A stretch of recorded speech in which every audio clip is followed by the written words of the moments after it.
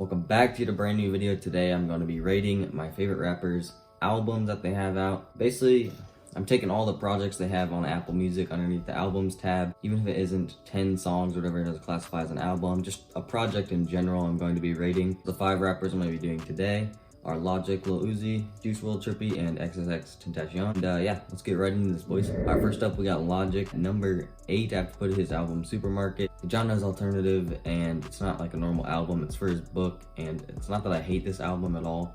It's just that it's not the normal Logic music, not his normal style of rapping, you know what I mean? Number 7, I do have to put Bobby Tarantino 1. Not a lot of songs I found that I enjoyed on this. I don't really hate the album. You know, there's a few songs that I like, some classics on there, but number 6, The Incredible True Story, one of the albums that helped him blow up. A lot of people really like this one, but I think some of the other albums are better. This album is good.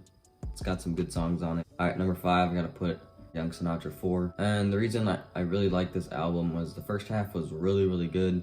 I liked about every song on there, you know. There's a few songs and collaborations I didn't really enjoy on the album. This one came out late 2018. I don't think it did, you know, incredibly well. Personally, for me, grew on me, and I do really enjoy a lot of the songs on here. Before, we got Everybody. This is a Logic classic album, bro. It's got his biggest song, 1-800, and a few other ones that I really enjoy. It's got that gospel rap kind of feel to it and has a strong message in it, and I gotta put it at number 4. It is a very solid Logic album. Alright, number 3, Under Pressure. This is a very old Logic album, his first official one. Just, you know, it's more of that old school feel. It's about everyone's favorite. If you're a Logic fan, you probably like this one the most, or, you know, higher up on there. And this one grew on me. I didn't really listen to it at first because I didn't know who he was, you know, for a few years. And then once I caught on to him, I finally started listening to more and more of these songs, and they're all very solid. You know, like I said, old school rap. It's earlier in the 2010s decade, so it may have sounded a little bit different. It's very highly rated, and a lot of people want that type of Logic back, so I think his next album, which will be called No Pressure, is basically, you know, the second part to this album, you know, going back in time, making an album sounding like Under Pressure. All right, number 2, we got Confessions of a Dangerous Mind. I don't think a lot of people like this one for whatever reason.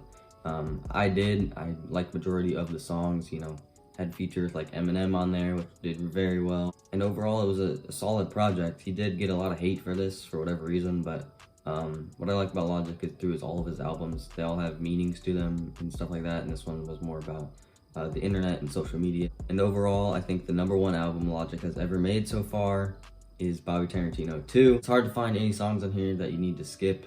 A few collaborations that were pretty good, along with a lot of good solo songs that, you know, get stuck in your head. And I just remember listening to this one a lot, and I still do. A lot of good Logic songs. This one's always been one of my favorites. Let's check out Lil Uzi. He's got total 5 albums, and I gotta put number 5 as Love Is Rage. Wasn't really an Uzi fan till maybe 2019, if I'm gonna be honest. But listening to all of his older stuff, I just think Love Is Rage isn't the best. But that's also a good thing, as his first official album isn't the best, because that just shows his growth and where he's become to Eternal Take now. I mean, look how good those albums are doing. Number 4, I got The Perfect Love Tape. Once again, the other ones are just better. I don't hate any of his albums at all. Number 3, Lil Uzi vs. The Wrld. This is one that has, you know, more songs that I enjoy than the past couple, so that's why it gets to be number 3 on my list. Really has, you know, one of my favorite Lil Uzi songs, Money Longer, and, you know, one of these albums that really did boost up his career and get him that popularity where he is today.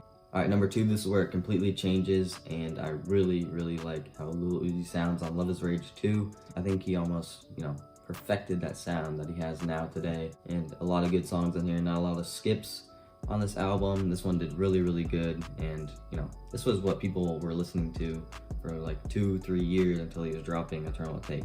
My number 1 is Eternal Take, and that deluxe as well that dropped the week after. Pretty crazy. I think he dropped like over 30 songs in 2 weeks. I mean, that's crazy, and not a lot of skips. They're very good. Eternal Take is one of the best albums of 2020 so far, if not the best. Sure, my number 1, no skips on Eternal Take. Alright, the next artist I'm gonna do is Juice WRLD. He's got 3 albums, starting with number 3, Wrld on Drugs. Now, this was a collab album with Future. Not a lot of skips on here other than Future's solo songs and collaborations on that album, but all the Juice WRLD parts, I really do like it. Not everyone loved it. They just found a few songs that they did enjoy. Didn't do as good as his other 2 albums, but you know, it is a collab album and it was worth listening to. Has a lot of good songs. Number 2, I got Goodbye and Good Riddance. It just didn't have as many songs as number 1, which is Death Race for Love, and that's why I love every song on both these albums. There's no skips. Juice WRLD's never made a bad song in my opinion. But yeah, number 2, Goodbye, Good Riddance. Number 1, Death Race for Love. Alright, next up I'm doing Wrld. He has 6 official albums here, and A Love Letter to You 2 I think is his worst one. I just didn't really like Wrld at this time. He has developed a sound very, very well. I heard a few of these songs and you know, Wrld was honestly kind of annoying. I didn't really like him yet. I got A Love Letter to You 1. Didn't really like him at this point either. Still developing his sound, but I do think it is better than A Love Letter to You 2. Number 4, I got A Love Letter to You 3. Maybe an unpopular opinion. I think that's one of his higher rated albums. It has a few songs that I really do like, including that Juice WRLD collab is one of the greatest songs ever made.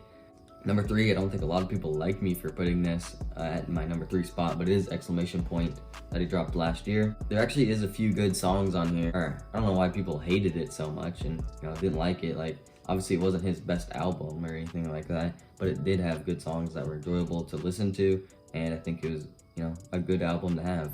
Number 2, I got Life's a Trip. This isn't one that I liked at first, but really did grow on me, and to this day I'm still finding songs that I enjoy even more and more. It definitely has to be number 2, and I really like the cover art for it as well. It doesn't change my, you know, opinion on the list or anything like that, but it's very good.